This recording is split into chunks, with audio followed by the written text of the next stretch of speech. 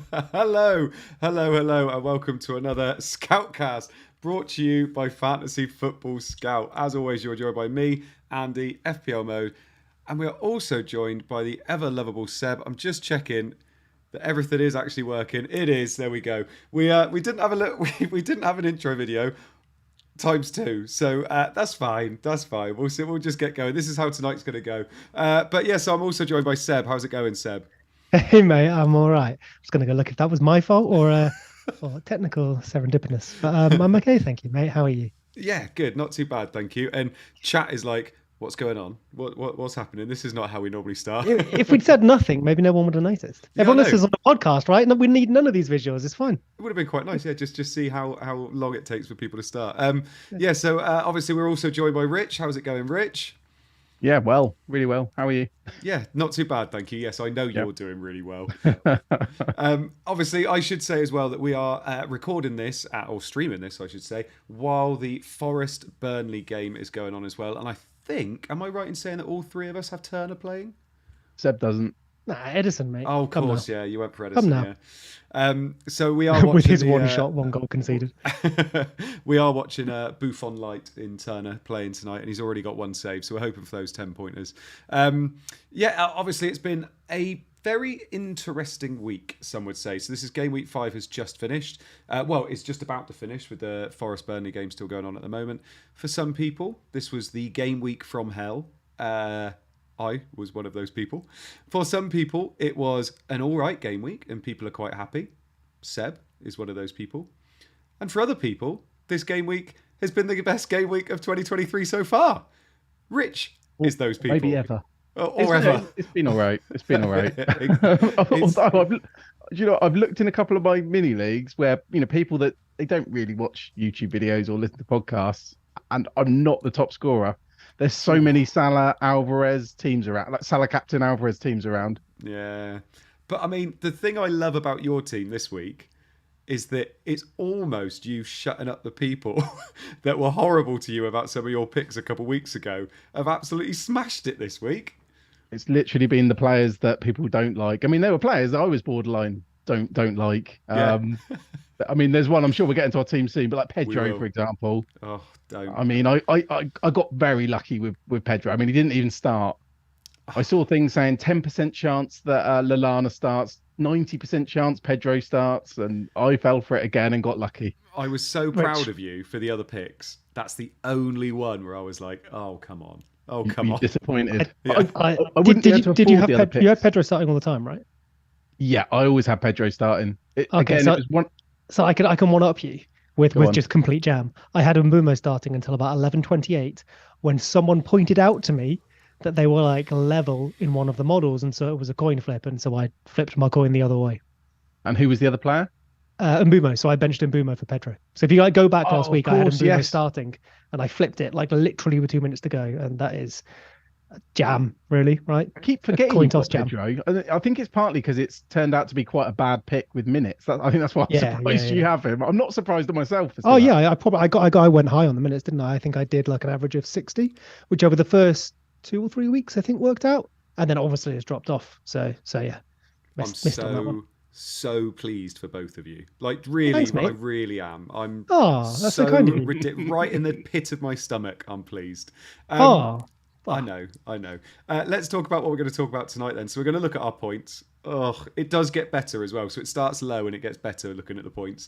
Then we're going to be talking about the overs and unders so far based on the expected points. So based on the expected returns with their XGs and XAs. Then we're going to look at the fixtures. We're going to break the fixtures down into game week 6 to 10 and then game weeks 11 to 19 because that seems like a sensible time to kind of split it up. We're going to look at the Newcastle defence and the Newcastle players because their fixtures turn very, very quickly now. All of a sudden, people are quite interested because they have kept a clean sheet. So we thought that it would be a good idea to have a look. And obviously, we did have quite a few people on this pod saying, you will be wanting to look at Newcastle players soon. And look at that, we're looking at Newcastle players. So we're definitely going to have a look at those. I do have a tab here just called Seb Options. So that's going to be interesting to see what pops up there. I am pretty sure it is his team and he's going to talk us through kind of what he's looking at moving forward and when he could potentially wildcard, because there's a lot of people out there thinking about wildcarding this week, and we will actually discuss that very, very quickly before we get onto anything else today as well. We're going to look at the over-under game that we do at the end of the pod every week. And also, we have a little bit of an update to see how Rich and Seb are actually getting on this year with the over and under game. So that's going to be exciting. And I know Seb's got the name of the guy that's been collating some of the data for us. Then we're going to look at our best teams. We're going to do a bit of a Q&A. The com team, I messed up this week. I didn't message the guy until about half an hour ago. Said, have you got the com team? And he didn't message me back. So, I mean, he can't love the Scoutcast that much if he didn't reply within 5 minutes. So, yeah. Very convenient when they're going to make you wear a mask. Very convenient. No, I don't know what you're talking about. Anyway, on to some points. Oh, dearie me, what a week. So I've got Turner playing in goal at the moment. You've had to do this before, Andy. You can do it. Oh, thank you. I have got Chilwell. I benched Colwill and I benched Estupiñán. Estupiñán didn't play. Colwill did. Chilwell then ended up benched. And I was actually at the game. So I was watching the Bournemouth-Chelsea game. And I was sat there thinking, I know what's going to happen. Chilwell's going to come on. Mudryk went off. Chilwell didn't come on. I was thinking, oh, here we go. About 70 minutes in, maybe even 75, 77 minutes in, Colwill went off. Chilwell came on. Chilwell got booked. So Chilwell got 0. Colwill got his clean sheet locked and got him locked on my bench because Chilwell came on. So that was lovely. Brought in a doggy for Shaw this week, got me 2 points. Saliba got me 6, hero. And Mbumo, Rashford, Foden all got me 2 points. Bruno Fernandes got me 1 point. Saka got me an assist and got me 6. Jackson got me 1, got booked. And Haaland got me 12 as captain. So I am on 34 points as it stands, down to 1.7 million. Yeah, it didn't go that well this week. I didn't, keep Pedro because he's a bad pick. And he obviously didn't play. Yeah. It's what it is. Doubled up on Chelsea defenders. You avoided all the pain with Reece James. They got a clean sheet, and you get 0 points. I know. I know.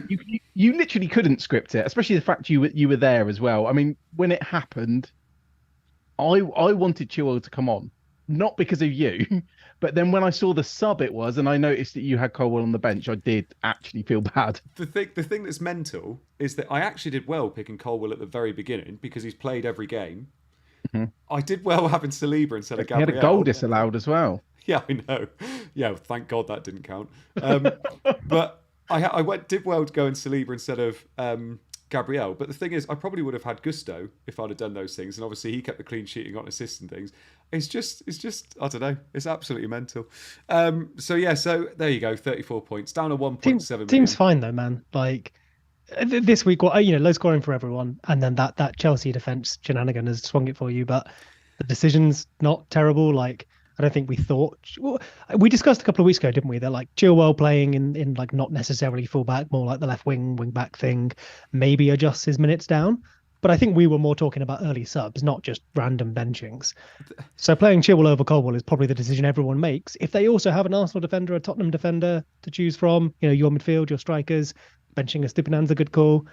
I genuinely think you just a bit of misfortune in a week where it was really tough anyway. So you've just come out like quite low down. The thing that's crazy is I'm actually making good decisions half the time. Yeah, man.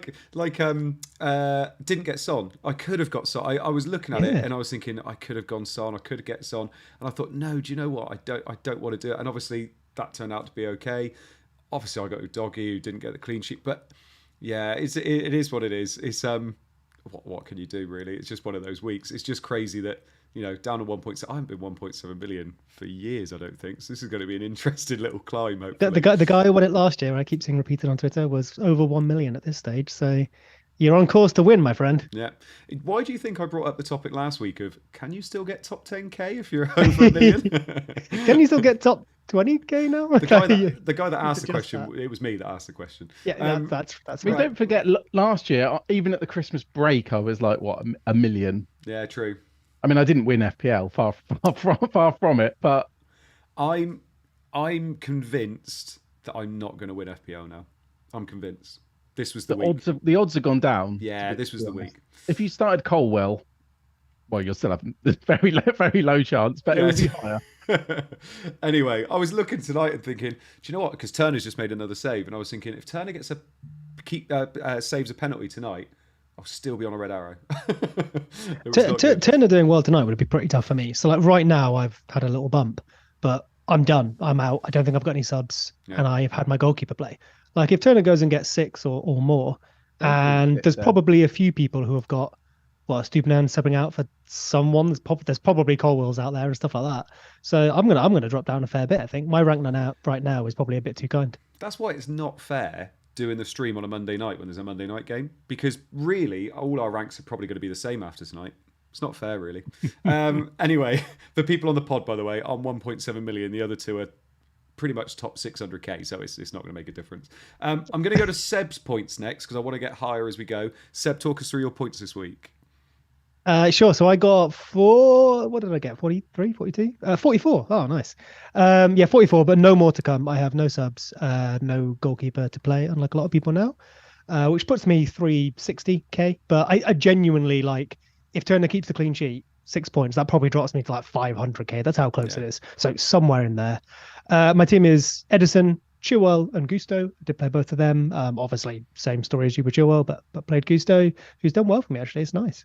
Gabriel finally played and finally got points, although hilariously with his yellow card, he still got one fewer than Saliba, which was amazing. Which was written, but I'll take my 5 all the way. That's great. I've held him for a while. Not necessarily because I was convinced he was going to be great, but just because I had other priorities. And with Zinchenko back now in the team, we maybe are seeing that idea that if Zinchenko inverts, Gabriel can play. Although, of course, there have been injuries, so I don't think we've had confirmation on that theory. Rashford, Saka, Fernandes, and Foden was my midfield, with Mbumo benched last minute, fortunately. João Pedro with 7, I think it was. Yeah, 7. So just underscoring Alvarez. But, that Foden-Pedro combination, or Foden-Jackson, I guess, really, which is my other forward alongside Haaland captain, has significantly underscored the Sterling Alvarez combination, which was sliding doors moment, wasn't it, a few weeks ago? But hey, I made the wrong decision. Turner, Mbumo, Estupinan, and Baldock on the bench for no points, or maybe some points from Turner that I won't see. And I rolled. I didn't do Son. I didn't do a Tottenham defender, which I'm pretty happy with, although I was suitably scared of Son or just any Tottenham most of the weekend and got away with it, I think. Yeah. And I mean, I've got to ask you about Pedro. Mm. Do you look at that and think, that was a mistake, I shouldn't have done that, but I got the points because of it? What you mean, like playing him? Yeah. Or playing him this week?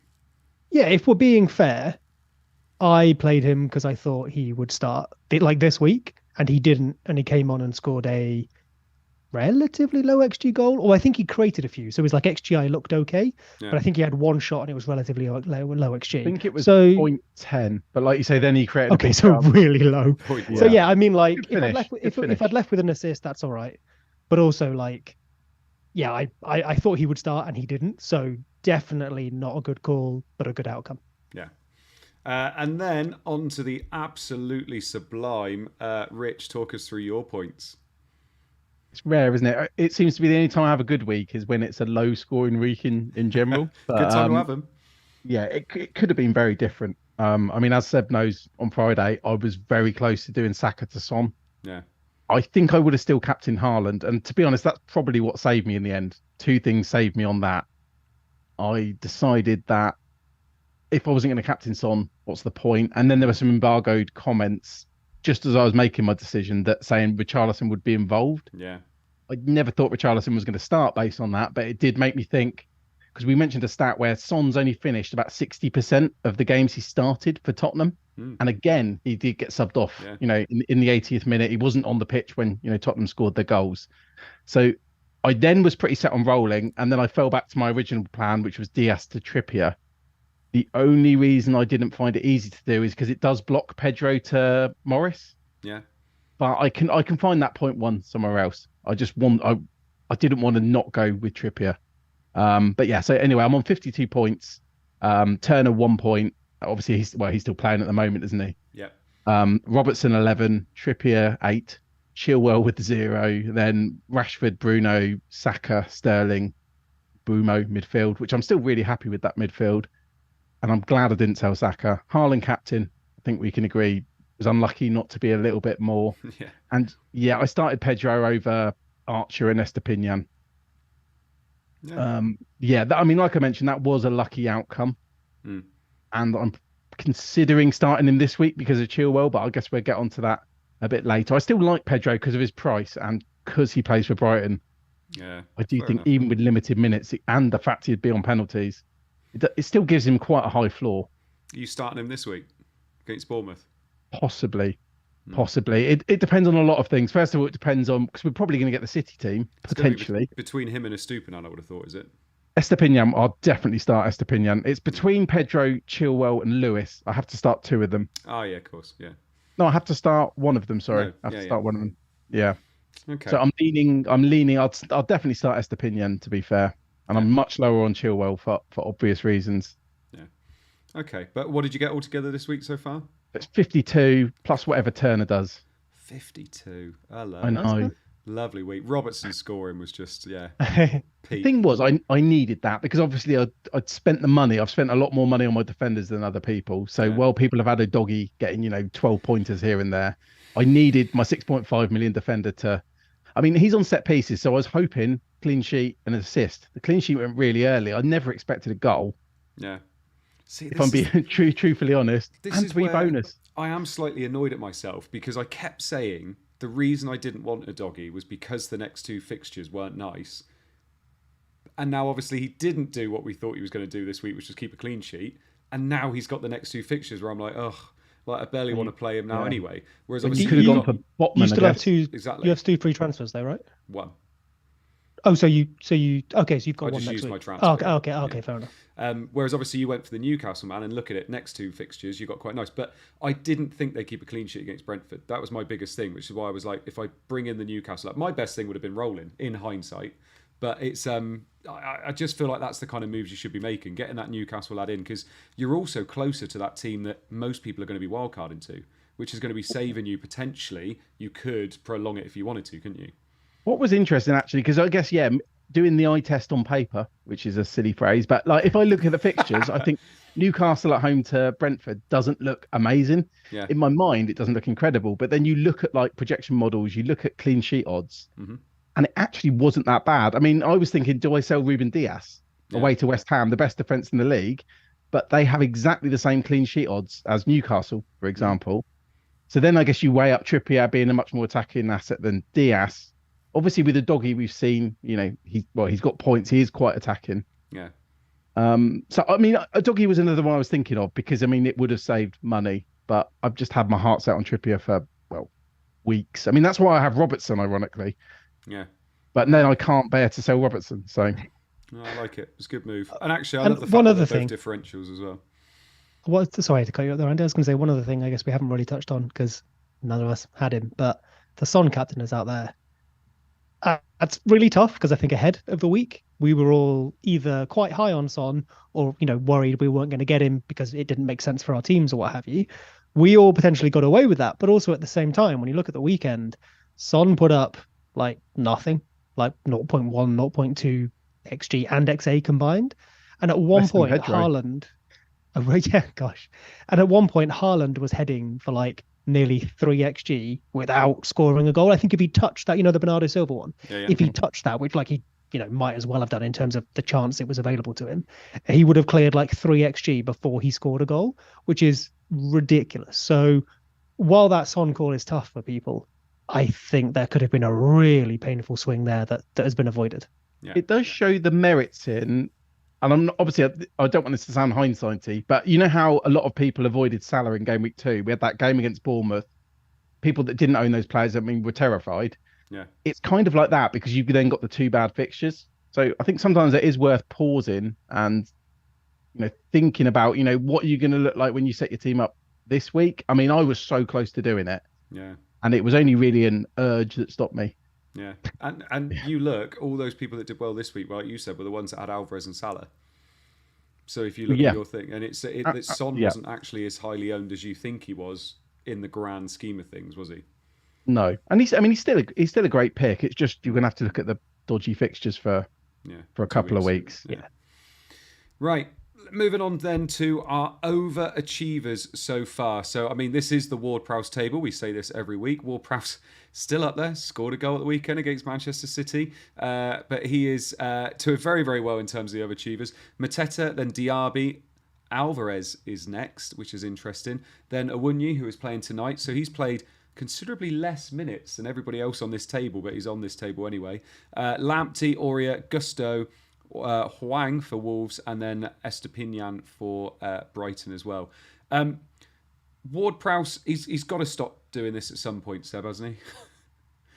Well, yeah, maybe, but also maybe not. I mean, hark back to your Bernardo Silvas and your Lingards and what have you. But yeah, I think I'm not, unless West Ham's fixtures were lovely and that price point worked, I have no interest at all. But hey, if someone went for it, fair enough. You're getting. He's not stupidly lucky either, because he's like two XGI there, so he is putting up some numbers. Yeah. He's just also massively outperforming those, which is a lovely combination. I think the takeaway is that if you don't own him, don't worry about it. If you do own him, keep an eye on maybe if there's a chance to get off there, because there is every chance that luck won't run out, but there's also a chance that luck will run out.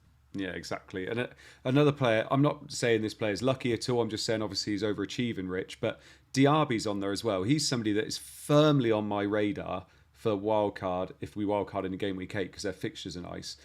Aston Villa have been very hit and miss so far this season. They can sometimes look very good, sometimes look a little bit poor, but Diaby seems like a player that needs to be on everybody's watch list at least, doesn't he? Yeah, I mean, with the fixtures that are coming up, I mean, we talked about it a couple of times, haven't we, where the fixture swing in like 9, 10 onwards. I mean, they've got 2 or 3 incredible games in a row, Villa. So I think we'd definitely be looking at him. I mean, I guess there's been a slight decline in Watkins, hasn't there? Just to talk about the other Villa attacking asset, because obviously he's lost his penalties. He's not getting as many minutes. His numbers don't seem to be as good, over a small sample this season. So yeah, I think he's interesting, Diaby. Burnley goal, by the way. Sorry, carry on. Right. Diaby. I can't remember what we're talking about now. Diaby.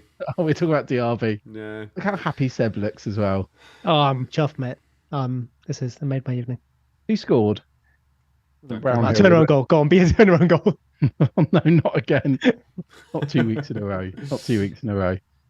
But yeah, I don't know if I will look at Diaby though. I think there's just so many good midfielders at the moment. I mean, it's a good price. I prefer Eze over Diaby for just as an example. So it's an interesting one. It'd be popular. Yeah, I agree. And another player on here that's starting to get into a few more teams, and I think will be very, very popular again this week. And Alvarez, Seb. I mean, yeah, he's becoming that creator. He is in that KDB role, isn't he? We all thought Foden would be.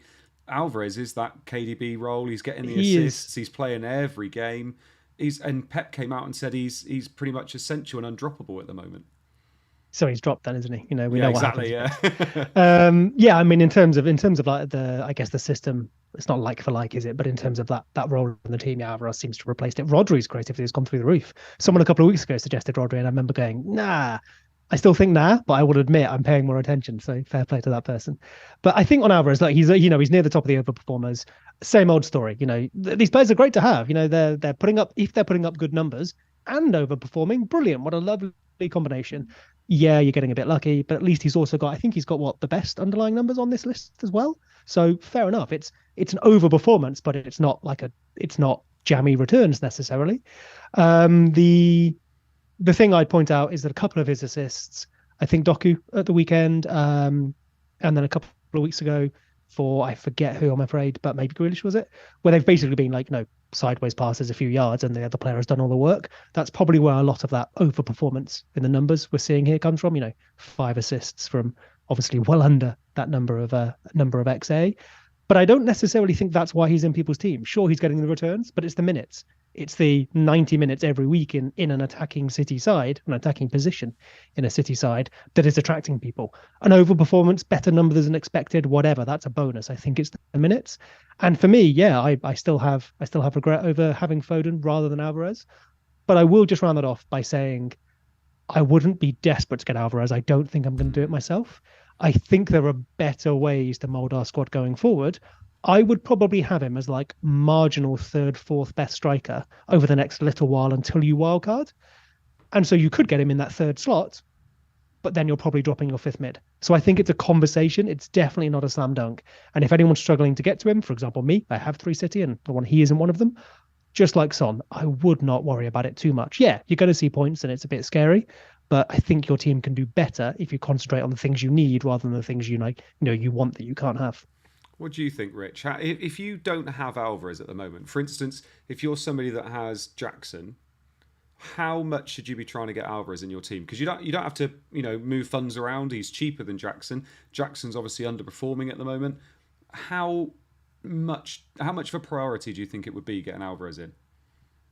It's funny because not owning Jackson, I probably haven't got the anger that Jackson owners have, because I mean, I can understand why, all these bookings. Yeah, he's on 4 as well, so it's worth saying for everybody that if he gets another one, he's suspended. Which is crazy this early in the season. I mean, I imagine actually there'll probably be some owners hoping he gets booked in the next game so they can sell him, without any regrets. What's frustrating is it's not for fouls either. It's always for dissent. It's always for dissent and kicking the ball away. He's not committed a foul that's led to a booking yet. Well, that's why in the last game, you were there and I don't think you saw it because it was, like you say, off the ball dissent, but no one on the TV saw it. It was just suddenly appeared on like SofaScore and similar apps like that. But I think if I had Jackson, my team would have to be in a very good way for me to use a transfer on doing Jackson to Alvarez because there's Morris coming up, as in a lot of people are going to be going for Morris. So that's where I feel like I'd use that Jackson move. And even that week in game week 7, I think that's tough because Jackson's got the Fulham fixture. Yeah. So, Chelsea have got good fixtures. I know they not always look great, but the numbers aren't horrific. I much prefer Sterling over Jackson, but obviously that's a different position. So I don't think I would do it. I think if I had Jackson, I would just hold Jackson for at least one more fixture, possibly 2, but that depends on Morris. And then you can always look at Alvarez down the line. He's so cheap.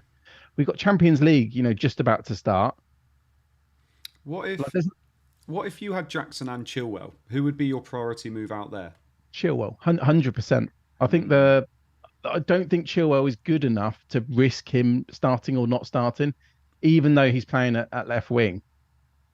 So for me, Chilwell I think is a much easier sell than Jackson. It goes to show, though, doesn't it? Like how quickly opinions change in FPL. Like Chilwell was essential, literally essential. I think that was overblown, though. Oh, but it's mad, though, isn't it? Everybody's like, you have to get Chilwell. You also have to get him. And the fixtures have changed as well. Because actually thinking about it, we did say you have to get Chilwell and James. Yeah. And then obviously look what happened to James. But I still feel like James is the better asset when they're both fit. I still feel pretty confident about that. And obviously there's a couple of things that could have gone different for Chilwell, and this conversation, wouldn't be happening. But for me, he'd be a priority sell well over Jackson, for example. Alvarez, don't get me wrong, Alvarez is good, but you can see here he's overperforming, like we say, with the number of assists he's getting. Yeah, he's on set pieces, so that's always gonna help. I guess that's what Ward-Prowse is on set pieces as well, which again probably helps you overperform. One really interesting thing, just I thought to jump in there, that I've always often wanted to put into these conversations, is that being on set pieces is obviously normally a brilliant thing to have, and you'd want to have those numbers as well. So like Ward-Prowse, you're seeing those numbers because he's good at the set pieces. Yep. Something to note is that City, now I think they stopped doing it at the beginning of this season, but I think it was last season, took something like 50% of their corners short, which means if you're on the corner, that actually isn't that helpful for FPL, because if you're playing it short, even if you then get return ball, it isn't like on set pieces that we normally mean when we're looking for. So I'd want to keep an eye on that if he is still on set pieces. Yeah. But even if you get 50% of set pieces for a team like City, that's a good thing about Alvarez. So I can get that. That's a bonus I didn't really expect pre-season, and I guess De Bruyne being out help with that for sure. But no, I don't have an urgency to get him. But obviously, I appreciate what he's doing to my rank, because he's going to become more and more popular. It's a classic case of one of those, like, definitely wish I had got him, but has that passed a little bit. Like, we'll talk about it later when we talk about wildcards. I'm pretty sure he'll be on my wildcard unless things change between now and then. But between now and then, I don't really feel the urge to need him. Although every time he plays, I'm going to be going, oh, gosh. And you know what else is funny? I've sat here for the last 3-4 weeks, and I've been quite jealous of you both having Jackson. You see what I mean, though? As in, like, that's now a player people are looking to sell, and I'm glad because I can now enjoy Sterling a bit more because I'm worried that Sterling's going to score, but it's assisted by Jackson. So it's not going to game me over a lot of people I know that play the game. I mean, I will say when I watched that game, so obviously, like I said, I watched that game live, and there was not a lot of difference between Bournemouth and Chelsea in terms of they had some okay build-up play, they had some okay players, but anything in front of goal, neither team had any confidence. It was really poor. Like, some of the quality up top was not what you would be expecting from that kind of game. You would actually be hard pressed to say that wasn't two mid-table championship teams going up against each other. It was quite poor at times, to be perfectly honest. And I was just watching that and just thinking, I don't know. The stadium must give it that well. Sorry, Andy. I was just going to say the stadium must give it that impression as well, though, slightly. Like it must. Come stadium, on. Yeah. But it's not like Chelsea have done that well at the Bridge either. But I don't know. I'm just wondering whether it's cut the losses. The thing is, it's not just an easy move of saying, "Oh, I'm just going to go Jackson or Alvarez," because if I do that, I can't get Morris without taking a hit the next, when I want him and all that kind of stuff. And it's not, I don't know. There's obviously more to it, but I just wonder whether we're just ignoring somebody that is playing pretty much every minute for Manchester City. He's on set pieces. He's playing in the KDB role. He's got Haaland up top as well with him. I'm just wondering whether we should just go, just need to get him. I mean, I think that's the thing. Like I said, he'd be third or fourth on my list. So there's a lot of forward. Who's first or third then? Haaland's obviously in your team. Then I currently have Jackson in that second slot, and with the next couple of fixtures, I don't know if I'd necessarily want Alvarez over Jackson.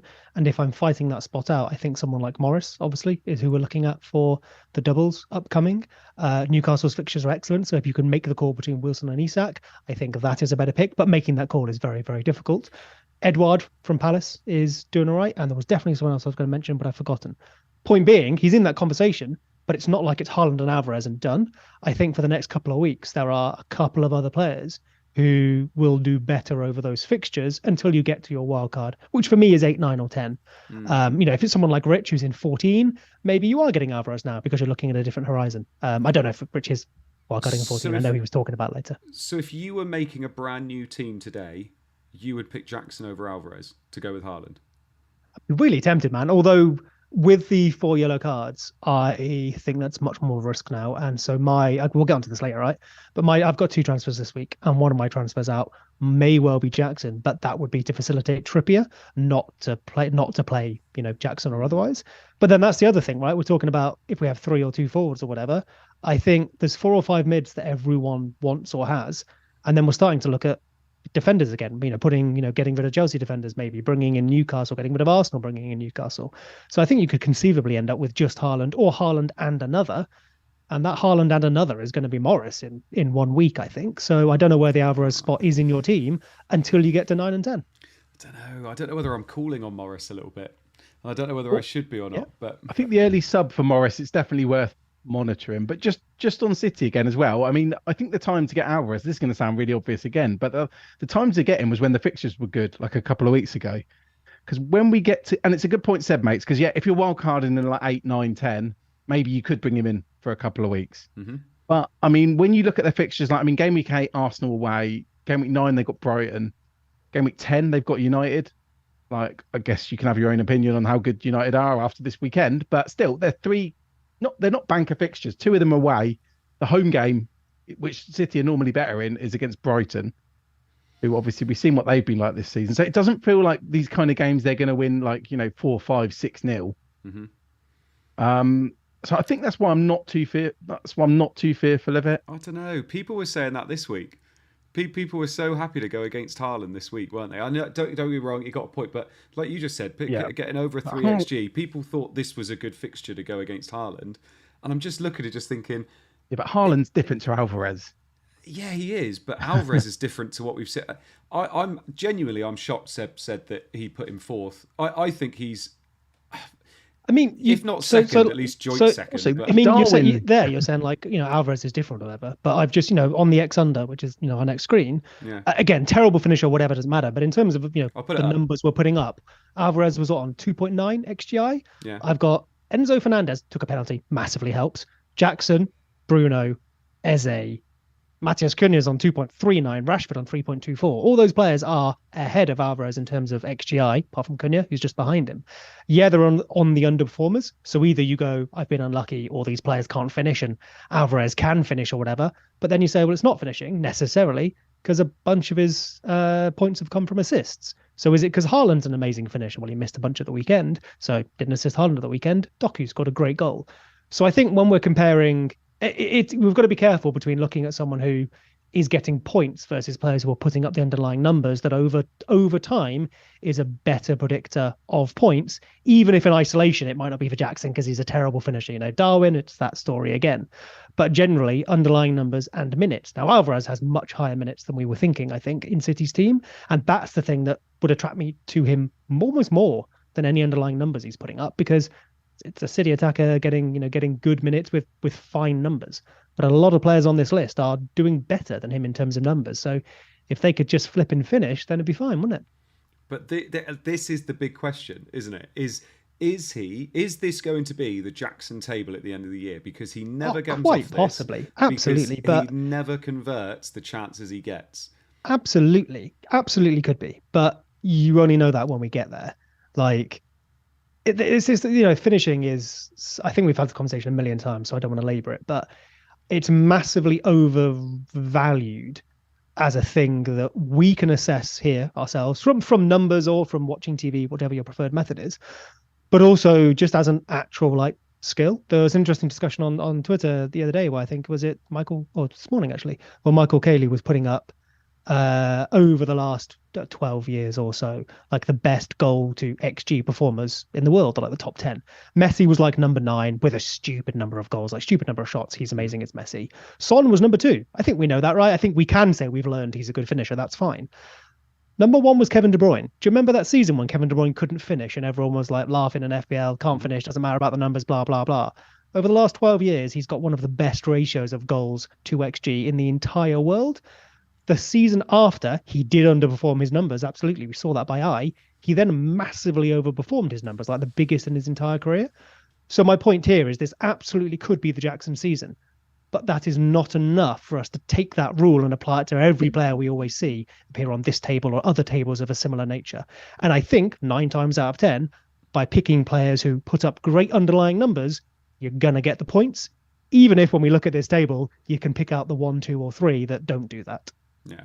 Okay, well, before we move off of this under table, and I will just go through it for people listening on the pod as well, it's Enzo at the top, then Jackson, that's what Chelsea have been this season, then Bruno, Eze, Mopé, Havertz, Matheus Cunha, Billing, Did Rashford, you see his Antony.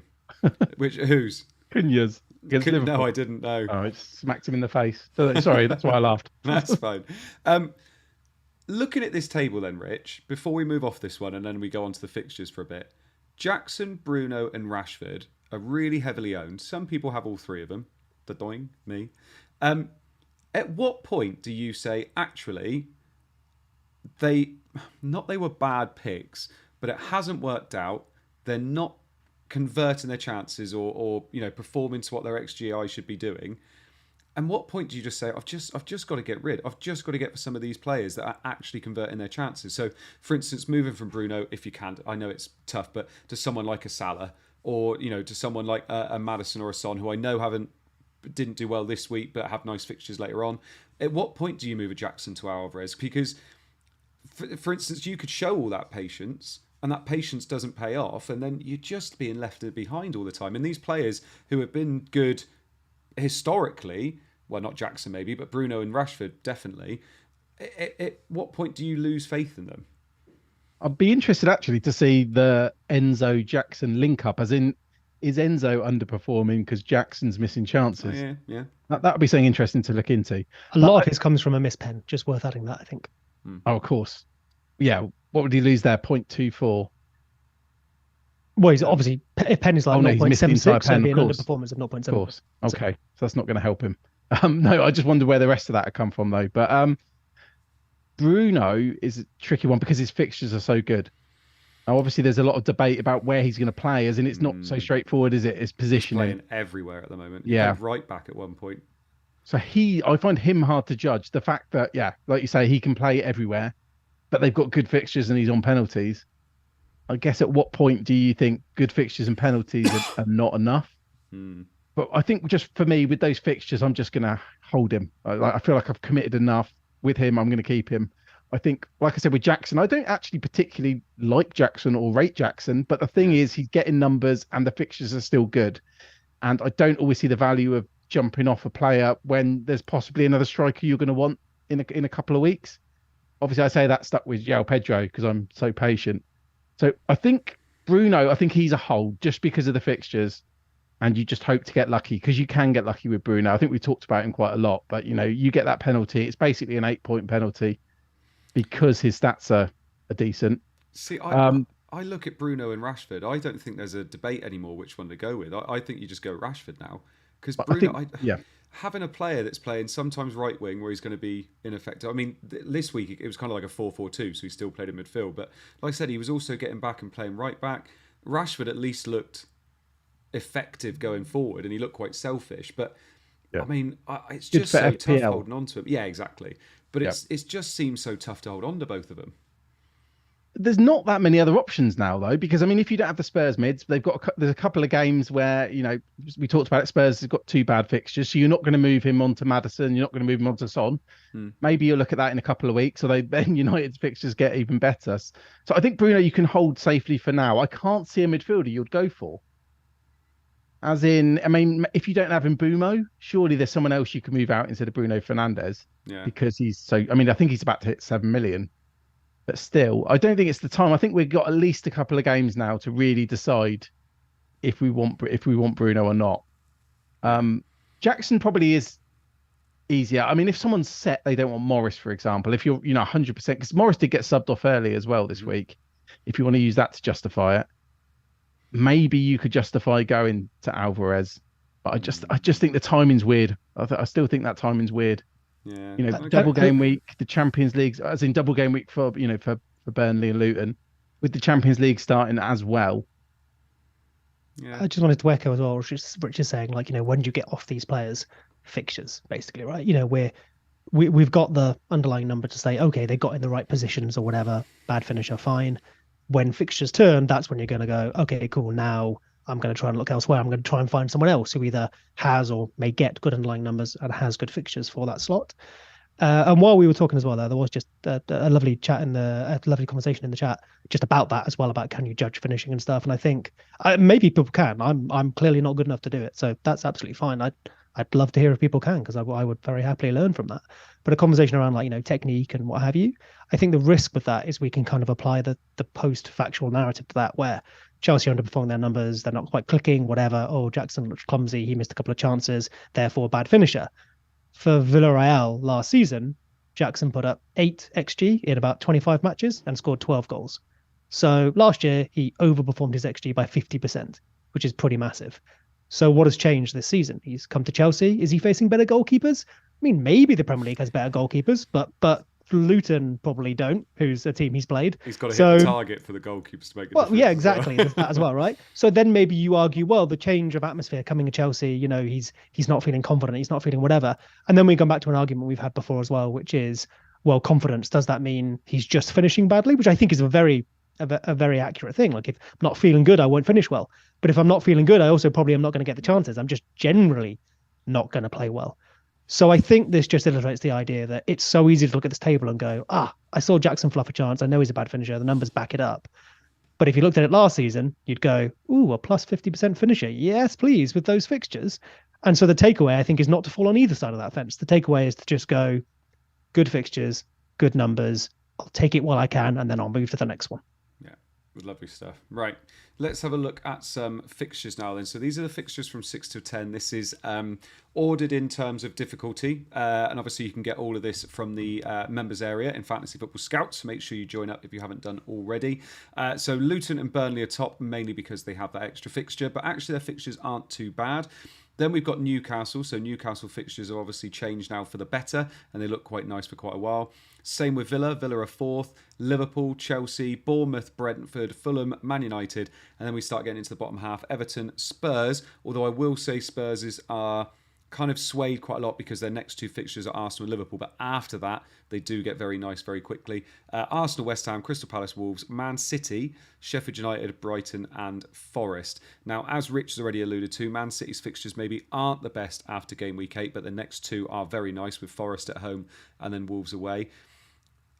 We're all obviously looking at this at the moment, and the reason we've been bringing in players like Newcastle players, but investing in someone like Morris ahead of time, and even Aston Villa players and Diaby and players like that, well, and Liverpool there too, is because their fixtures are obviously so nice now. Teams like Chelsea, Manchester United and Man City, their fixture, and Brighton, their fixtures seem to be turning. So, Rich, you obviously brought in a Newcastle player this week. Because their fixtures have already turned, do you feel like this is maybe, if you were to avoid Luton and Burnley in the double game week, do you feel like there is an opportunity to maybe prolong that wildcard in game week 8 because the fixtures are already nice, if that makes sense, for like Newcastle and Villa and Liverpool?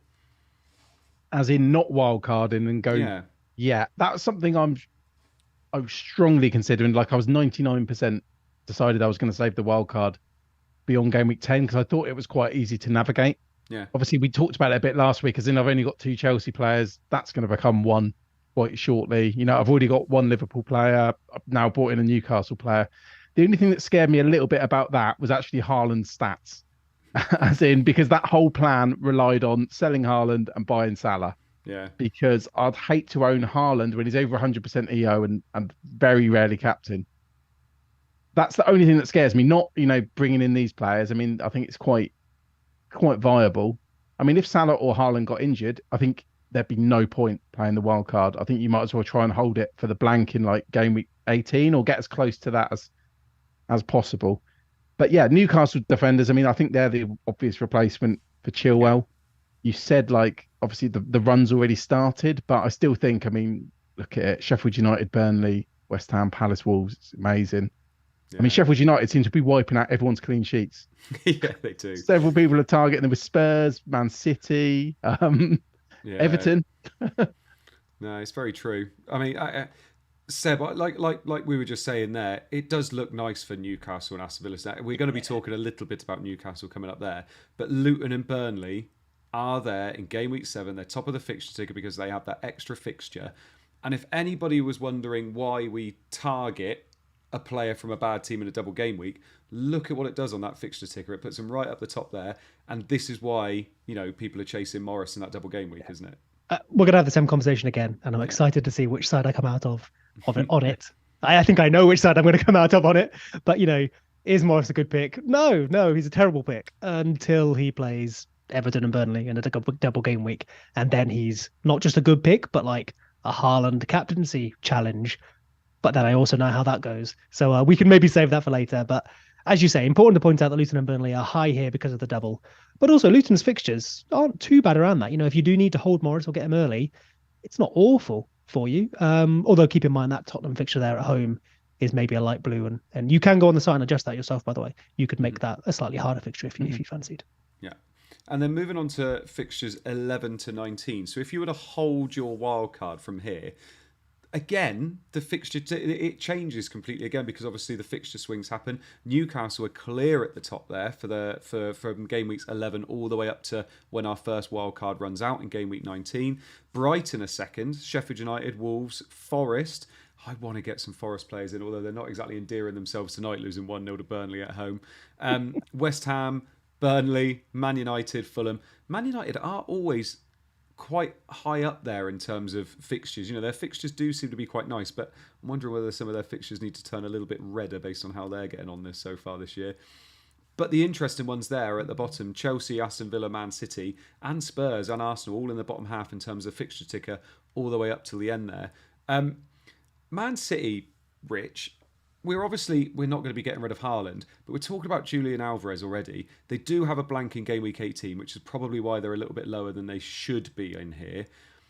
But with Champions League coming up and all that kind of stuff, I've got Foden. There's other people with defenders as well. Do you see a world in which, you know, people only owned Haaland or only owned Haaland and Alvarez? Yeah, I mean Haaland. I think there are going to be people who sell him for Salah.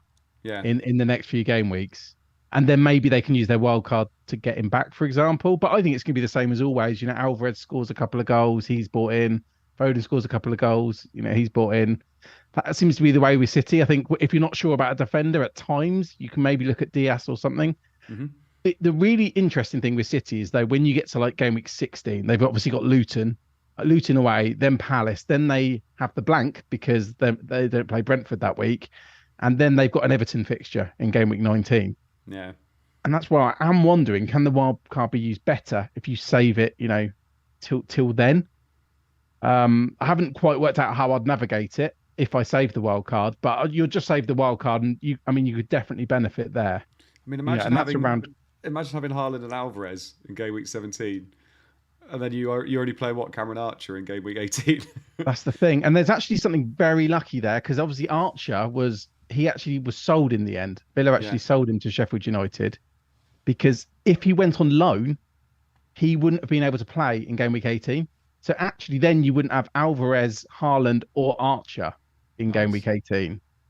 So to clarify, Archer can play, but it's just interesting that if he was loaned out, then yes, that would be awful. But yeah, so you could have Archer home to his, or away to his old team. Yeah, I like it. I mean, I guess it's a way to navigate it, isn't it? With benches, you probably could navigate 18 without a wild card. And it's such a long way away as well, isn't it? It would just be a lot easier, especially with the good Man City fixtures around them. I was looking at it. I reckoned, obviously, very lightly, 2 transfers maybe does it, because you have Haaland, you have, say, a City defender. You can bench. You want to keep Haaland, so fine. Probably bench a defender, because we all seem to have quite good depth there, and I would imagine that would continue. And then there's probably a chance I have or would have got back on, say, Mbumu around that time. So bench that. That's basically my bench spots taken if I assume I have one bad or non-playing option. So I maybe need 1 or 2 transfers to navigate it. Now, of course, that's far from optimal. But I think it's worth saying that, if you can do the earlier period with transfers instead of a wild card, you can also do that period with a transfer or 2 instead of a wild card. It's just there are other little swings there as well. I mean, like Brentford. We did this last week, didn't we? We looked at Brentford if you took the blank out, and Brentford and City actually had the best fixtures. So, you could look at getting Brentford players back in. If you've got rid of any around that time, Chelsea players, dare I say it, I've chosen the worst week to big up Chelsea players, but let's see, it's all clicking for Chelsea, and it gets to game week 16. They got Everton, Sheffield United, Wolves, Palace. I just think there could be a nice little window there if you can get through these next couple of weeks without wildcarding. Those Brighton boys as well, Seb. I'm looking at those fixtures again, all the way up to if you're going to probably be holding Estepinian in a wildcard whenever you play it, but those fixtures look lovely, and to only hold him maybe seems kind of less than optimal. So if you are wildcarding, Nate, you're going to have to be looking to try and get another Brighton player in by quite quickly, I would have thought, aren't you? Yeah, quite possibly. Question being which. Pedro at the moment is my other Brighton player.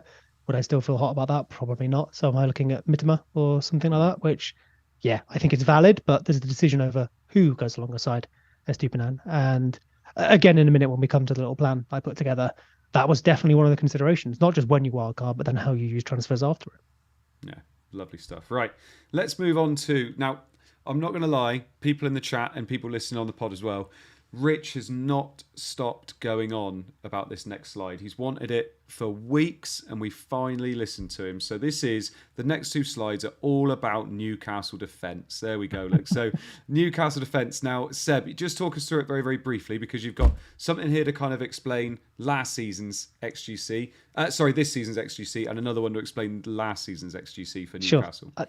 I can't believe you gave Rich that build up and then we're like, Seb, talk us through it. Yeah, sorry. No, immediately there. I didn't even know these were slides, so I'm glad you did do that. Nice. So, hey, just to jump on that bandwagon, you did that wildcard a couple of weeks ago where you had 2 Newcastle defenders and apparently got a bit of slap for it. Oh, we did. I sent you one that had 3, so I got away with that, didn't I? So on the left-hand side, we have this season, and on the right-hand side, we have last season, because obviously this season, not very much data so far. Bear in mind, Newcastle have had tough fixtures. They are 4th best for XGC. Now, that number is 5.45, so that's very similar as well to 6th and 7th best. So, it's in that group just behind your City and your Arsenal. Chelsea are there too, but they've had lovely, lovely fixtures. But last season, they were 2nd. They were ahead of Arsenal, and a little chunk ahead of Arsenal. A fair bit behind City. We know that City are clear. But I think the takeaway from that is that not only was last season's defence brilliant, we all know that, This season's defence is probably just as brilliant if you account for the tougher fixtures they've had. If you think something has changed in their defence, I don't see it in these tables. Yeah, and they've had such a tough, opening couple of fixtures as well, haven't they? So for them to be fourth in the table after those tough fixtures, and now we've just seen their fixture run as well. Rich, you've already jumped on Trippier. Are you going to be stopping with Trippier, or are you going to have that double defence, maybe even triple defence at some point? I mean, I'd like to have 2 or 3 of them, but obviously being a game where we need to try and save transfers and use them for something else, I haven't rolled a transfer the entire year. I might have to stop at Trippier. Although I'm not ruling out getting in Botman, for example, who's actually attacking data has not looked that bad. Yeah, bonus is looking good as well. Yeah, no, he is looking good. I mean, I guess there's some things you could say with Newcastle. Like Seb said, they've had tough fixtures. I mean, they did play against 10 men as well. Yeah. And lost. Yeah, but I think that's what's then put people off. But like, you have to look at the data as a whole. And obviously last season it was brilliant. We mentioned, Botman, he was out injured for, it was only a game he missed, wasn't it? But still, yeah, part of that back four that's been so impressive for them.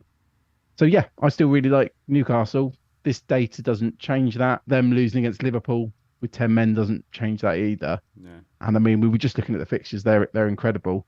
And it's funny we're talking about this week because the 3 most popular defenders all got bonus points this week as well. Yeah, they did indeed. And we say it so often and people absolutely hate it. When fixture swings happen and fixtures change, all of a sudden teams pick up form, and it's because the fixtures are obviously quite nice. And we were just looking at this weeks in advance, and obviously I think one of the comments you got, one that Rich, was no one's going to bring in Trippier. And now obviously everybody's thinking, oh, maybe I should bring in Trippier. No, that's the thing. And you don't even have to look at...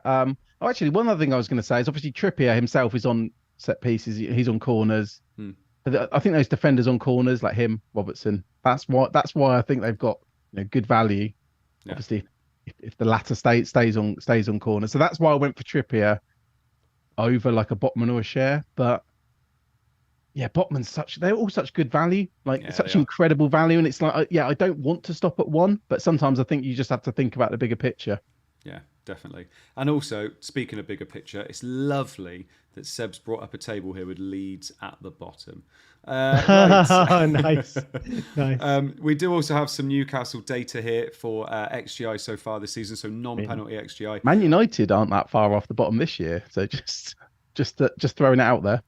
All right. I'm just Thanks, just buddy. saying. Thanks, just buddy. saying. Appreciate it. I'm here for you, Seb. Anyway. I'm just upset Redden aren't even on the table. In terms of non-penalty XGI so far this season, Callum Wilson is top. So that's quite an interesting one. Obviously, he started this week. Could it be that Isak is going to play in Europe for them and Callum Wilson in the league? We'll see what happens. Harvey Barnes is second. Then Isak. Then Gordon, who's played pretty much every single game this year, 90 minutes, and even swapped the wing that he played on and still played 90 minutes. So it's really interesting how he's been used so far. Then Tonali, Almiron, Jolinton, Bruno, Trippier, Botman. Like Rich just said, Botman's actually got almost as much non-penalty XGI as Trippier so far this season. Anderson, Burn, and then Share. Now, Share's an interesting one there because I know that, Rich, you've always been a big advocate for Share, but he's not putting up the attacking stats that you would expect so far this year. They've had tricky fixtures, obviously, but it's interesting because you always expect him to be more attacking than, say, Botman, and obviously it's not happened so far. I'm laughing because I was waiting for the pun. Normally... No, I know. I wanted to, but I didn't. No, but I mean, I guess it is a very, very small sample. I mean, one header can change anything. I was looking at stats yesterday, and Tim Reams got incredible stats. But then you think back, and he had that shot, didn't he, from about a yard out against Man City? Yeah. So I guess one moment can sway these so heavily. But I mean, we talked about Botman actually in the Scoutcast last year, quite early in the season, and his numbers were, his attacking numbers were good, like decent, like not world class, but they were decent. Yeah. So, yeah, it does make me think maybe just going Botman and saving the 0.5 isn't like a huge downgrade. I think, especially when people wildcard, I'd be absolutely shocked if people went Share over Botman because they would need that 0.5 to say you get a Salah or something like that. I'd be very, very surprised if people went Share because I feel like they'd be penny pinching everywhere. Forest goal. But Turner. It's Hudson-Odoi. Yeah, Turner assist. But we're looking at that there, Seb. We've been speaking about Newcastle defence so much. They're putting up okay numbers considering their fixtures so far. Any attackers even on your watch list? Probably not at the moment, other than a Wilson or Isak, if you can make the call. But I don't know if I can make that call on minutes, especially with Champions League. I should point out as well, the numbers we have on screen here are per 90. So Wilson is top per 90, of course, he always is. But his 90s have been well down, of course. So Isak is ahead in raw numbers. And the other interesting point there is probably Trippier, well below what he was last season, but small sample, tough fixtures. That's fine. Cher and Botman. Cher was a fair bit ahead of Botman last year. Has some very good corner threat, but Botman's was still respectable actually. So again, this season, that's nowhere near enough data for two centre backs, who get all their chances from set pieces. So I wouldn't pay too much attention to that. And so I would refer to, if you're saving 0.5, maybe 0.6 if we get lucky on Botman. That may well be some of my transfers. Yeah, I don't think I'd be looking at midfielders, despite them being some nice options there, just because we have so many elsewhere. But maybe we can revisit that when we're building wildcard teams. And it would be nice to save 0.6 on blah, blah, blah. But thanks, mate. Yeah, tried to plow through that the first time, but you made sure it was heard. I appreciate it. I made sure. Right, Seb, just looking at timings for tonight. Yes. Is it possible for you to post the Seb options on Twitter after this is finished, so we can just kind of have a look at what you were thinking? Is that okay? Because I'm going to have to skip it tonight, if that's okay. Yep. Absolutely. Right. Sorry, bud. Right. Moving on to the over or under now. So we don't have a fixture. We don't have a picture, sorry, I should say. That is pretty much all my fault because the guy that normally does the graphics for it, Ferrell, I literally messaged at like 5 o'clock today, so I do apologise. But we've got the kind of standard picture up there, and I'll still tell you all the ones. So we've got the first one is Alvarez. Alvarez has got Nottingham Forest at home, Wolves away, Arsenal away, and I've got him down as 18.5 points for those three fixtures. So are you going to go over or under, Seb? Go to Rich first because I need to grab these up. Oh, Rich, over or under 18.5? It's a good line as always, but I'm going to go under. Under. Is that because you don't expect him to play all three? I'd assume he plays twice. He probably plays 3 times, to be honest. But I can see like a 9-pointer, maybe a 5-pointer and a 2. That's what I've got in my. That's what I got in my head. That's what I got in my head. Fair enough. So yeah, that's fine. So I hope my maths is right there. Yeah. Yeah, it is under. I will go under. Basically going on 3 seconds of vibes, which, as we'll see in a minute, is an even worse strategy than what I've done so far. Trippier's next then. Sheffield United away, Burnley at home, West Ham away. I've got him as 16.5 points, mainly because there's 2 away fixtures in there. So Seb, over or under 16.5? Over. Every time he keeps a clean sheet, he gets like minimum 8 points. So 2 clean sheets possibly clears that. Turns up for the third, just about over. Nice. Rich? Yeah, so exact same logic. I think over. I think over there. I mean, again, he's not much of a goal scorer, but there's 2 clean sheets there. So that's interesting. You haven't mentioned attack and returns there, and he's going over 16.5. So Botman could easily get over 16.5 as well. Do you think? I think Trippier. I know Botman got more bonus points than Trippier last week, but I mean, I think we can see from last season that Trippier's the bonus point monster. Again, the set pieces, if he starts connecting with the corners, it's good for bonus. We saw it so often last season. He's more likely to be subbed off early as well, so we might get some little bit of jam there. We saw that a few times last season. So yeah, Trippier is going to be clear of Botman. Yeah. One thing we should mention there, which I guess we didn't a minute ago, is obviously with Newcastle Champions League, we saw a lot of attacking rotation in this last match with them having Champions League this week. What we didn't see was defensive rotation. So 2 possible takeaways there, which I don't think I can call yet. One is it's the attack that's going to get rotated, not the defense. Or Howe is definitely going to rotate ahead of Champions League and Trippier's day is coming. They have a backup right back. They have backup defenders for a lot of the positions, injuries allowing. I think he definitely sits 1 match ahead of a Champions League. It's just which one. Yeah. Diaby up next. Chelsea away, Brighton at home, Wolves away, 10.5. I've given him this one. Rich, going over or under? I think that's over. I think that's got to be over. That seems quite generously low from you. Yeah. The fixtures aren't nice though. No, Chelsea. but I mean, they're probably going to get a clean sheet in there as well. So that's going to be 3, 4, 5, 6, that's going to be 7 just for playing. So he just needs to get an assist To get and to a bonus 10. point. Yeah, And I a was going to bonus, say, and yeah. a bonus point. He just Okay. needs an assist and maybe half a bonus point, and he's Seb? I think so. I wouldn't be picking DRB yet. I think later is Aston Villa's time, but I think there's a market inefficiency here for literally the first time ever, Andy. I think you've gone too low, and so I will go over just because of that. Hoyland up next. I had to put a United lad in that wasn't Rashford and Bruno, so I've gone Hoyland. He's got Burnley away, Crystal Palace at home, Brentford at home. Nice fixtures. 11.5, Seb. I find this one really tough. Disallowed goal at the weekend, which, as far as we're concerned for this, right, might as well have been a goal if you're trying to predict, chances. Might not play every game. That's the thing, isn't it? It's like, do you think is nailed? Obviously came off early for Martial, who is kind of just a non-entity, right? He's just there to provide minutes, I think, at the moment, with respect. But Rashford and Bruno are the main gatherers of points traditionally in this team. So it's what you think Højlund can do and how quickly. So going with what we normally do, let's say he scores 2 goals in what are all right fixtures. So that would give him 7, 8 points maybe with bonus, give or take. So still needs to turn up in the other one and get something. So I might. Oh no, sorry, that's terrible maths. If he gets a couple of goals, he'd go well over, wouldn't he? I can't add Yeah, I can't add 8 and 8 together. help you there. I will go over because I can't do arithmetic. Yeah, that's good. Rich, what do you think?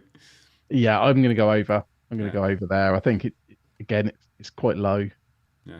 Okay. All right. Maybe I've just. No, I'm not too low having a this go at week. you, Andy. I'm just saying That's it's fine. a bit low. 2 more left. Salah, West Ham at home, Spurs away, Brighton away. I've got him as 17.5. He's got 2 tricky fixtures in there, I would say. So, Rich, what do you think? Over or under? I'm going to go under. Ooh. It's only one home game. Under. Okay. Seb? Oh, this is in a minute. This is the one I found most interesting to review. I'll go under, but got it wrong both times so far. And Maddison's the last one. He's got Arsenal away, Liverpool at home, and then Luton away.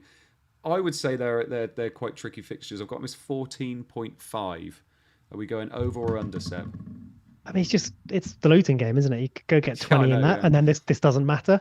Arsenal, Liverpool are tough. I think he needs to get his points in the Luton match. So what if he gets 4 points from Arsenal and Liverpool combined? Let's say it's like a floor, obviously. Needs another 10-ish from Luton. Oh, he could get like 15, couldn't he? I'll go over. Yeah, Rich.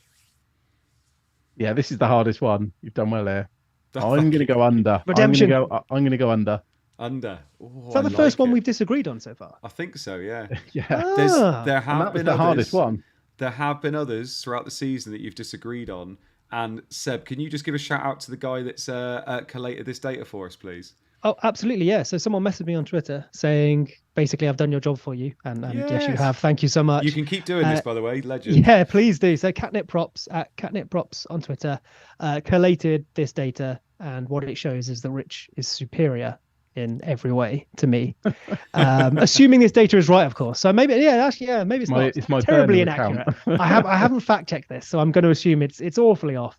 But Rich is winning 6-4, I think, if I can still add up.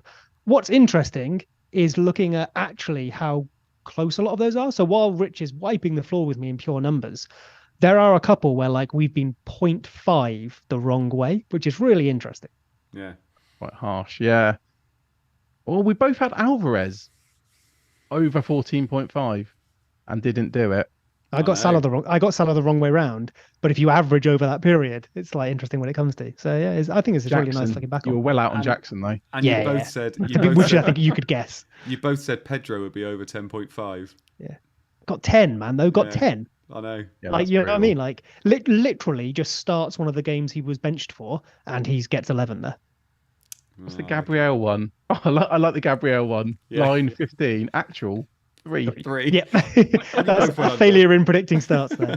I think it's really interesting to look back on this and try and, how we've been doing to try and construct the points. Yeah. You look back and go, oh, what did that mean? And what were they trying to guess? And what did they get horribly wrong? So Gabriel minutes, for example. Oh, I like it. And also some of the ones that are really interesting, like for instance, Mbumo's on here. And Mbumo, we predicted at 17.5. Seb went over. Rich went under, and it was 12. And you think he was, what was I borderline thinking? essential for that period. Reece James was a bit unlucky. Yeah, there's little. I mean, injuries. I think you can always get rid of, can't you? But, I'll take my under there. Thank you very much.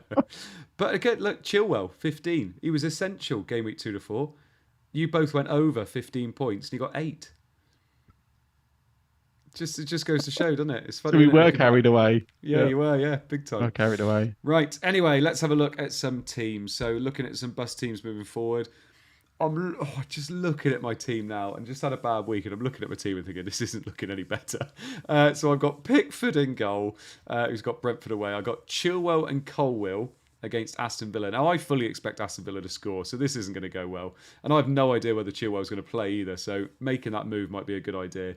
Estepinian against Bournemouth, that's absolutely fine. And Mbumo, Rashford, Foden, Saka and Bruno in the middle there. Rashford and Bruno both have Burnley away. And Mbumo has Everton at home. Foden has Forest at home, but Foden's done nothing really recently. And then Jackson and Haaland captain up top. I've got Udogie and Saliba on the bench because I don't expect either of them to keep a clean sheet, to be perfectly honest. Osula, who is still there. And I've got Turner on the bench, who's got Man City away. At the moment, my potential move is either Jackson to Alvarez, but I've kind of called on that a little bit because if I do that, I cannot get Morris without taking a hit, which I don't like. I like still having the option of doing that for free if I want to. Or it's Chilwell to Botman. I've got 0.7 in the bank, which means I'm 0.1 away from doing Chilwell to Trippier, which is really annoying because I think that would have been my move otherwise, Chilwell to Trippier. So, yeah, Jackson to Alvarez or Chilwell to Botman is my likely move. Would it worry you having? I mean, you basically, if you bring in Alvarez, you've got triple City attack, which I mean, it could be amazing. It could be like the new late riser, or looking at your subs, you could just be here in this kind of mood next week. Like, I know. Problem is though, even with double City, I can be in that. I would be absolutely shocked if Alvarez didn't play. I know I don't expect him to play midweek either. I feel like he's not going to play in those midweek games, but I could be wrong there. You'd think if he's going to sit, it'll be this midweek. But I mean, the standard caveat when we do this on a Monday and there's fixtures, unless for reasons you really have to make your moves early, please wait for the Champions League to be done because we'll get not only more information on the teams, but we'll know about injuries or any minutes information we gather. Yeah. By the way, someone in the chat just said, Daniel Grant said, I love all these FPL guys who forget Salah, but keep believing in Bruno. Fixtures, isn't it? Bruno's still got him, and I can't go from Bruno to Salah. I will have Salah soon enough. I'm basically wildcarding for it. Yeah. Also, go back and watch last season. Some of the comments last season. If you want to hear Salah propaganda. Why are these idiots captaining Salah again? Yeah, exactly. So Salah will be coming in eventually, but I can't make that move without a hit, and God knows who I'd have to get rid of to do that for a hit. So. So this is my team at the moment, but that Chilwell and Colwill defence against Villa, I'm not fancying at all. So Chilwell will probably go for me. Rich, moving on to your team. Let's have a look. Talk us through it. Yeah, I'm going to have to load it on my phone. Sorry, not very organised here. That's all right, mate. By the time I load this up, it will already be on the screen. Okay, here we go. So I've also got Pickford in goal, away to Brentford. Robertson, home to West Ham. Trippier, away at Sheffield United. And Estepinian, home to Bournemouth. Which I'm to be honest, I'm happy with my defenders. Then it's Rashford, Bruno. Again, they've got Burnley, so I'm more than happy with that. No chance I'm going to sell them. Saka at home to Tottenham, Sterling at home to Villa. I'm still very, very happy with Sterling. I mean, I think he was unlucky not to return. Well, based on that free kick anyway. And Mbumo ahead against Everton. I'm looking forward to that, even though obviously we own Pickford. Haaland captain, and then João Pedro at home to Bournemouth. It's really the only decision is I've got Chilwell's benched, Rico Lewis is benched, Archer's benched. If we find out that Rico Lewis is going to start against Forest, I'll probably start him ahead of João Pedro. Yeah. And Chilwell, I mean, to be honest, I'd love to sell Chilwell for Botman, but there's not really much point. As in, I feel like my weakest player is Pedro, but then he's playing at home to Bournemouth. So would I really want to start Botman confidently over Pedro if Rico Lewis is benched? So maybe I can roll a transfer for the first time this season. Obviously, Europe could change a lot. I mean, obviously, Brighton are playing on Thursday against Athens, for example. So that could change a lot. But I'm actually think I'm going to roll this week for the first time. Second Burnley goal, by the way. I know. Yeah, I like it. I'd like your team. I think your defenders, you've brought those in really well, and they've worked out well, mate. Seb, talk us through your team. Sure, my friend. Can you go back to that slide earlier? Because I think it does a better job, and I won't dwell too much. But I think it might provide because Your mine, options the one. Seb options one, yeah, because Yeah. it just sort of it shows why I might do stuff. So I'll read out the team I've obviously got this week. So my team now, thank you by the way. My team now is Edison in goal, Chilwell, Gusto, Estupinan, Rashford and Bumo vice captain, Bruno Fernandes, Foden, captain Haaland, Jackson, and João Pedro. So that means I'm benching Saka at the moment. Turner, Saka, Gabriel, and Baldock on the bench. I have 2 free transfers. So basically, my options here are like Jackson to Morris, Gabriel to Trippier. Part of that would be to get ready for the double. Part of it would be Jackson's better fixtures are coming to an end, but mostly because I need the money for Trippier. However I go for my defense, I need money. Jackson's a good source of that, especially down to Morris, right? Rather than just going, say, João Pedro down to a non-player. The other option would be, I say, just one transfer and still roll, probably with getting Morris next week, but rolling and getting closer to the time because I think I'd be benching Morris anyway, which you can see on the graphic here. And then I would go for, say, a cheaper Newcastle defender. But the reason I just wanted to pull this up, I promise I won't dwell too long, is basically my options going into that wildcard season, which is 8, 9, and 10. I've basically listed here my team, their fixtures according to the Scout ticker. Black is benching for me, and then grey is transferred out with obviously a player coming in. So, for example, Saka for Son in game week 8 would be the plan. And then a proposed wildcard 9. So I've planned up to 10, but the proposed wildcard 9 is on the right-hand side as well. Finally, with other players that would then come into that wildcard time between, say, 9, 10, and like 14, I think I plan to for when that blank occurs. So my whole strategy here is just planning towards when I'm going to wildcard. And you can see why 8, 9, and 10 are popular and why some people might prefer 10. I think I prefer 9 for my team. And therefore, my transfers are geared towards that. So Newcastle defence and Morris is the plan. Nice. And I mean, you're going to win FPL. Do you know why? Because you've got 19 players in your team there, so you're going to absolutely smash He's not. Turner's just got his point back. Yeah. Oh, amazing. Right. Cool. Thank you for going back to the last one. Yeah, appreciate that. No worries. Right. Let's. So we're going to finish off with a bit of a Q&A. Probably got it's good timing actually, about 5 minutes. So if you've got any questions, chuck them in the chat. And like Rich has just alluded to there, it's 1-1 now. So that was deemed to be a handball by Sanderberg, I think it was. So it's gone back to 1-1. So, yeah, chuck us some questions in the chat. We'll answer as many as possible. I think we peaked about 600 people in the chat, so thank you so much for joining us tonight if you have.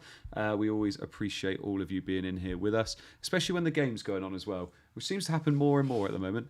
There's a lot of Fridays and Mondays this year, aren't there? Or at least so far in the early season. I guess when the Champions League comes around, they die off because you can't put like the big clubs on Friday or Monday if there's Champions League. The Fridays have died down. We had like 3 in a row, didn't we? And then we haven't got any for quite a while. But the Mondays, they seem to just come in every now and again. It's worth saying actually, because we've not touched on it. Obviously, it's a later deadline than normal this week because the first kickoffs are the 3 p.m.s on Saturday. Ooh. So there's 3 games we could get potential information on. Lineup rumours, etc. What are those 3 games? City Forest, which is going to be a huge one. Luton Wolves, Palace Fulham. So basically, we get City to make some City news. If you can, I genuinely think you wait for that City team news because Alvarez, for me, obviously Foden would be big, right? I've just gone through this whole plan where I guess I'd maybe just bench Foden and play Saka, but that could push me into that transfer. But then, for other people, Alvarez as well would be important information. Yeah. And Rico Lewis, Rich. Well, I mean, that's what I'm waiting for. He's dropped in price now. So excited. FPL Harry is in the chat. He says, would you go for Morris or Alvarez if you had to go for one this week? Seb? I think we discussed this really. So I would go for Morris. I would be happy to wait till next week. So maybe there's an Alvarez to Morris move, but that seems like a necessary transfer. So Morris. Yeah. And Rich? Yeah, I'd go Morris. But I do prefer waiting on Morris until as late as possible, just so we're 100% on all his minutes and stuff. There are other options as well, by the way. Yeah. Like, I think Foster got an assist tonight. So we basically just mean a double game week striker, probably Morris. Yeah. And remember, Alvarez is 4th on Seb's list. The only thing good about Morris is minutes and penalties. So if any of those decline. Yeah. Sevan says, I've got Eze and Wissa. Which one would you sell? Rich? Wissa. I would not sell Eze. I'd feel quite strongly about that. I'd almost be looking at buying Eze. Despite it must be their frustration like Jackson owners. Yeah. Seb? Yeah, agreed. Eze was on my 8, 9 or 10-ish wildcard. So yeah. So was it. Nuisance says, who's the best Newcastle midfielder on a wild card? Seb? Harvey Barnes, if he gets starts. If he doesn't, maybe Gordon. But I think we're looking at defence and a striker if you must get some attack. Yeah. Rich? I would not buy a Newcastle midfielder. No, fair enough. Just none. No, we're not having the Almiron thing again going on. Ziga says, sorry if I've butchered that, says, are there any other possible assets other than Morris and Lyle Foster for the double game week, Rich? The goalkeepers. Yeah. Definitely the goalkeepers and the cheapest defenders possible. So is that Kaminsky and Trafford, isn't it? Kaminsky and Trafford are the two keepers. I think the Luton wing-backs look risky based on a conversation we had with Bricky about a week ago. He's a big Luton fan. So I think, maybe Bell, if you want to go down to 4.0 to basically just to free up funds. Yeah. So Bell, the goalkeepers. Nothing exciting really, is it? No. Seb? I mean, what Rich said. And then, as per the plan a minute ago, I have Trafford coming in for Edison. Mostly because, yes, the double, but also then I would have Trafford and Turner. And so I would need Trafford's decent-ish fixtures around that to be able to play him. Yeah. Omar, this one's just for Seb. Did Seb consider wildcard game week 10 instead of 8? I think there'll be many changes between them. Oh, yeah. So my window was 8, 9, or 10, like all three of those. I keep saying 8, and I did first look at 8, but I think, I will start, around 8, and maybe it's 9 or 10. Currently, I think 9 makes most sense for me because, again, sorry to keep referring to it when it's not on the screen. I will try and post it under the tweet. But if you look at like how I planned out my team, you can see why I'd want to go in 8 because it does look tough for me, like with my Foden and my Arsenal players and stuff. But 9 is probably optimal for me, but 10 is also definitely an option. It'll be one of those three, I think. Yeah. And Amin says, what about Burn? We've mentioned all the other Newcastle defenders, but we haven't mentioned Burn. Rich? I mean, it just seems the most risky of the lot. I mean, now I've said that, he'll probably play all the games, he'll be playing left back and centre back. But no, I just think the other three are better because I think they are more assured of their minutes, according to what Newcastle fans seem to think. So that's why. No, lovely stuff. Right, chat, thank you so much for being with us tonight. I hope you enjoyed yourself and people listening to the pod afterwards. I hope you've enjoyed it as well. Seb, thank you so much for joining us this evening. I hope you've enjoyed it. I really did. Thank you so much, my friend. I think it was a good one. I love chatting with you. Yeah. And Rich, I hope you've enjoyed your evening as well. I have, and I'm looking forward to in 10 game weeks time when I have another good game week. Yeah, exactly. I'm looking forward to a green arrow. I think I worked out my last green arrow was May 2023. One day. Well, your chances get better every week. You'd think that, wouldn't you? You'd think that. Playing the probability game. Exactly. Someone's got to be on the pod making everybody else feel better. But thank you so much for everybody that's joined us. We are going to be back again next week to have a look forward to game week 7. So hopefully you can join us next week. Thank you so much again. Make sure you join the members area and become a member of Scout if you're not already, because it is absolutely fantastic. And you will also get a members pod with just me and Seb on Friday. So come and join us if you would like to. So if you listen to this for Rich, whoops, bad sell there. Exactly. And he's the sex appeal, isn't he? So, right, we're going to see you all next week. Thank you so much for joining us, and we will see you later. Bye-bye. Cheers.